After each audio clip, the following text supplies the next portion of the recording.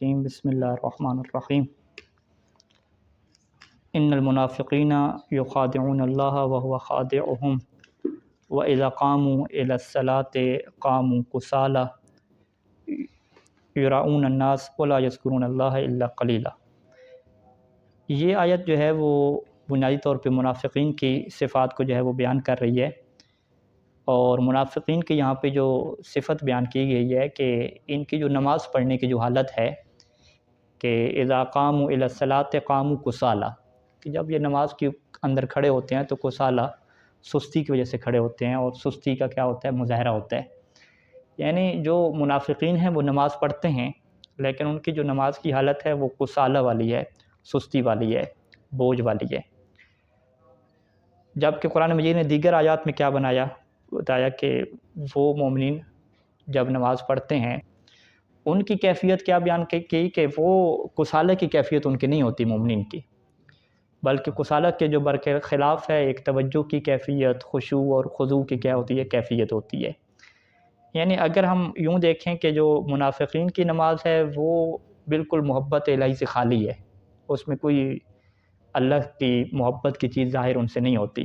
اسی وجہ سے قرآن مجید نے اس سے تعبیر کیا کہ ان المنافقین یخادعون اللہ، یہ اللہ کو کیا دھوکہ دینے والی بات ہے۔ اور مومنین کی جو نماز ہے یہ کیا ہوتی ہے؟ محبت والی نماز ہے، ٹھیک ہے۔ تو نماز کتنی جو ہے وہ انسان کی زندگی میں اہم ہے کہ اگر یہی نماز جو ہے وہ سستی والی بن جائے تو انسان منافقین کی کیٹیگری میں چلا جاتا ہے، اور اگر یہی نماز کیا ہے خشوع خضوع اور محبت والی بن جائے تو انسان ان مومنین کی صف میں آتا ہے کہ جو فلاح اور کامیابی پانے والے ہیں۔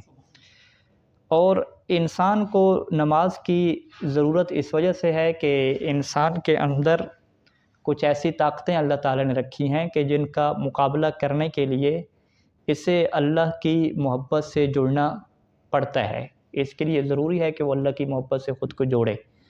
جب تک یہ اللہ کی محبت سے خود کو نہیں جوڑے گا اس کے پاس وہ طاقت اور قوت نہیں آ سکتی کہ جس کے ذریعے سے وہ ان طاقتوں کا کیا کر سکے؟ مقابلہ کر سکے۔ اور وہ طاقتیں کون سی ہیں کہ جن کا مقابلہ کرنا ہے؟ ایک طاقت جو ہے وہ وسوسہ جو شیطانی ہے، کہ جس شیطان کے پاس یہ اللہ نے قوت رکھی، طاقت رکھی کہ وہ انسان کے دل میں الٹی سوچیں ڈالتا ہے، برے خیالات ڈالتا ہے۔ اور یہ ایک ایسی چیز ہے کہ جہاں پہ انسان بے بس ہے، انسان کو کیا کہتے ہیں کہ اس کے دل میں سوچ آ جاتی ہے، انسان کا یہاں پہ کوئی اختیار نہیں چلتا۔ اچھا، اس سوچ آنے کے بعد اس سے جو بڑا خطرناک جو طاقت رکھی ہے، جو شیطان سے بھی بڑی کیا ہے؟ خطرناک ہے، وہ انسان کے اندر ایک قوت رکھتی جس سے کہا کہ نفس امارہ کا۔ امارہ جو ہے وہ صیغہ مبالغہ کا ہے، امر۔ وسوسہ کی کیفیت کیا ہے کہ اس کے دل میں خیال ڈال دینا کہ تم یہ کیا کرو؟ الٹا کام کرو۔ نفس امارہ کیا ہے کہ وہ جو خیال ہے اس کا حکم دے گا کہ تم کرو، نہ کہ ایک دفعہ دو دفعہ، بلکہ امارہ بار بار کیا ہے؟ شدید طرح سے کیا حکم دے گا کہ تم کرو، اٹھو کرو، اور وہ باقاعدہ اس کا پلان کر کے دے گا، پورے ترتیب کر کے دے گا کہ تم نے کیا کیسے کرنا ہے۔ تو لہذا نفس امارہ جو ہے وہ اسے کہا جاتا ہے کہ یہ شیطان سے بھی زیادہ کیا ہے؟ سخت ترین کیا ہے؟ دشمن ہے، ٹھیک ہے۔ شیطان کو تو اللہ تعالیٰ نے یہ طاقت دی کہ وہ وسوسے ڈالتا ہے۔ وسوسوں کے بعد جو انسان کے اندر سے جو چیز اس کو بیٹھنے نہیں دیتی، جو اس کو گناہ کی طرف لے جاتی ہے، وہ کیا نفس امارہ ہے۔ اسی نفس امارہ کی برائیوں سے اور فحاشیوں سے رکنے کے لیے انسان کے پاس ایک ہی طاقت ہے کہ وہ خود کو اللہ کی محبت کے ساتھ جوڑے اور اللہ کی رحمت میں چلا جائے، تو پھر اللہ اس بندے کو کیا ہے؟ بچاتا ہے۔ یعنی کسی بھی آپ اگر محاذ پہ مقابلہ کرتے ہیں کسی بھی چیز سے، تو بعض اوقات انسان کیا کہتا ہے کہ میں خود مقابلے کے لیے کافی ہوں، ٹھیک ہے، یہ جو بندہ لڑائی کرنے آیا ہے میں خود کیا ایسے ماروں گا اور میں کیا کافی ہوں۔ جس طرح فوجیں کہتے ہیں کہ ہم کیا خود کافی ہیں، کسی سے ہیلپ مانگنے کی ضرورت نہیں ہے۔ لیکن بعض اوقات مقابلہ اتنا سخت ہو جاتا ہے اور خطرناک صورت ہم آ جاتی ہے کہ باہر سے کیا ہے؟ آپ کو مدد لینا پڑتی ہے، بڑی طاقتوں سے کیا مدد لینی پڑتی ہے۔ تو برائی سے بچنے کے لیے اور فحاشی سے خود کو روکنے کے لیے اور نفس امارہ سے جنگ کرنے کے لیے انسان کے پاس اپنی صلاحیت کچھ بھی نہیں ہے کہ انسان یہ ٹھان لے کہ آج کے بعد میں نفس امارہ کا مقابلہ کروں گا، اس کو ہرا دوں گا اپنی طاقت سے، اپنے ارادے سے، تو یہ انسان نہیں کر سکتا، بے بس ہے۔ شیطان کے پاس صدیوں کا تجربہ، ٹھیک ہے، انسان کی ایج ہی نہیں ہے اتنی جتنا اس کے پاس تجربہ ہے انسان کے اندر وسوسے ڈالنے کا، اور نفس ہمارے کے پاس اتنی بڑی طاقت جو انسان کیسے مقابلہ کر سکتا ہے جب تک وہ اللہ کی رحمت سے کیا ہے نہیں جوڑتا اور اللہ سے محبت کرنا نہیں سیکھتا، بڑی طاقت سے مدد نہیں لیتا۔ اس کی مثال ہمارے سامنے قرآن مجید میں حضرت یوسف کی مثال ہے کہ جب وہ زلیخا کے فتنہ سے بچ گئے تو قرآن مجید نے ان کا بیان جو ہے وہ نقل فرمایا کہ انہوں نے سیدھا کہا کہ وما ابرئ نفسی ان النفس لامارۃ بالسوء، کہ میں اپنے آپ کو جو ہے وہ بری نہیں کرتا کہ میں نے جو ہے وہ یہ کام کیا اور میں بچ گیا، ٹھیک ہے، ما ابرئ نفسی، کیوں؟ انہوں نے کہا کہ میرے پاس بھی وہ نفس ہے کہ جو کیا کرتا ہے برائی کا حکم دیتا ہے، آگے کیا کہا الا ما رحم ربی، مگر یہ کہ میرے اوپر میرے رب نے کیا کیا، رحم کیا ہے، یعنی اگر میرا رب میرے اوپر رحم نہ کرتا اور میرا اپنے رب کے ساتھ رحمت کا رشتہ نہ ہوتا تو میں آج خود کو اس برائی سے نہ بچا پاتا۔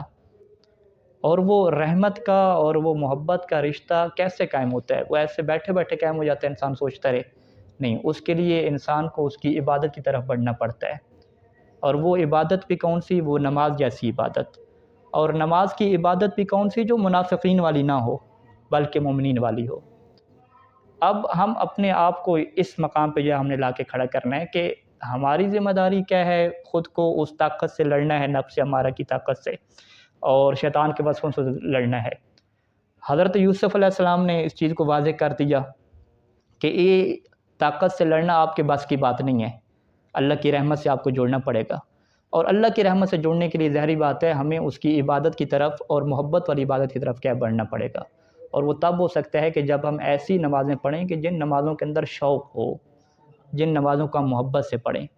اگر ہم نماز کو آخری ٹائم پہ پڑھ رہے ہیں، بڑی جلدی جلدی پڑھ رہے ہیں، بوجھ سمجھ کے پڑھ رہے ہیں، توجہ سے نہیں پڑھ رہے، نہ اذان، نہ اقامت، نہ تسبیحات، نہ دعائیں، کچھ بھی نہیں، ٹھیک ہے، تو یعنی بالکل اگر آپ یہ کہہ دیں کہ ایک ایسی نمازیں کہ جن نمازوں کے متعلق کسالہ کی صفت ہے، جو بوجھ سمجھ کے پڑھی جاتی ہیں، سستی کی حالت میں پڑھی جاتی ہیں، ٹھیک ہے، آنکھیں آدھی بند ہوتی ہیں، آدھی کھلی ہوتی ہیں، اس حالت میں نماز پڑھی جاتی ہے، تو یہ جب انسان کی نماز کمزور ہوتی ہے، اس کے اندر اتنی محبت نہیں ہوتی، طاقت نہیں ہوتی، تو یہ نماز اب انسان کو برائیوں سے نہیں روک سکتی۔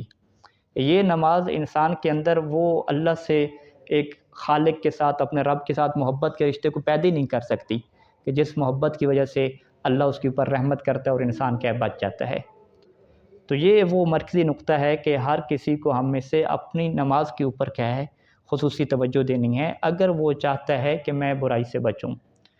اور یہ نقطہ حضرت یوسف کا ہمارے لیے مزید واضح کرتا ہے کہ حضرت یوسف علیہ السلام کے لیے جو آزمائش آئی تھی، دروازے بند ہو گئے تھے، یہ آزمائش موبائل اور انٹرنیٹ کی وجہ سے ہمارے پاس کیا ہے بہت زیادہ ہے۔ یعنی حضرت یوسف کے پاس تو ایک دفعہ یہ حالات ہے نا، ایک زلیخا آئی، ہمارے پاس تو موبائل میں کیا ہے ماشاءاللہ جو ہے وہ اتنے حالات جو ہے وہ بنے ہوئے ہیں کہ دروازے بند کرنے کی بھی ضرورت بھی نہیں ہے، دروازہ بند ہو، کمبل ہو، ٹھیک ہے، چادر اوڑی ہوئی ہو، انسان خلوت میں ہو، تو یہ کتنی مشکل چیز ہے۔ تو حضرت یوسف نبی کو جب اس طرح کا موقع پیش آیا تو انہوں نے کہا کہ بھئی اللہ کی رحمت نہ ہوتی تو میں نہ بچتا، اور ہم لوگ کہہ رہے ہیں کہ نہیں جی آج کے بعد ہم بچ جائیں گے، سب چھوڑ دیں گے، یہ کیسے ہو سکتا ہے بھئی؟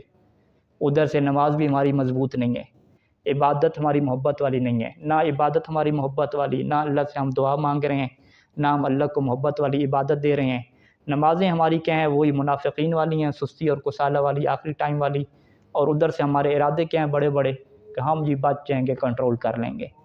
تو یہ ہماری خام خیالی ہے اور شیطان کی وہ لمبی امیدیں ہیں کہ جو انسان کو جو ہے وہ تباہی کی طرف ڈال دیتی ہیں اور انسان کو پتہ ہی نہیں چلتا اور زندگی اس کی ختم ہو جاتی ہے۔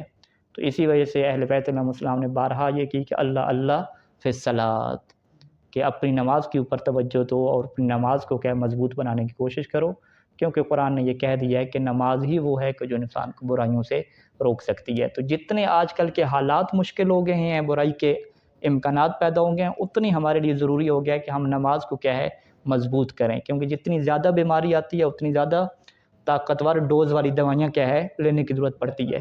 تو جتنا حملہ ہو رہا ہے اتنی نماز کو مضبوط بنانے کی ہمیں کیا ہے ضرورت ہے۔ خداوند کریم سے دعا ہے کہ خدا ہمیں عبادت میں محبت عطا فرمائے اور نماز کو خشوع و خضوع کے ذریعے سے انجام دینے کی اور محبت سے انجام دینے کی توفیق نصیب فرمائے۔ صلی اللہ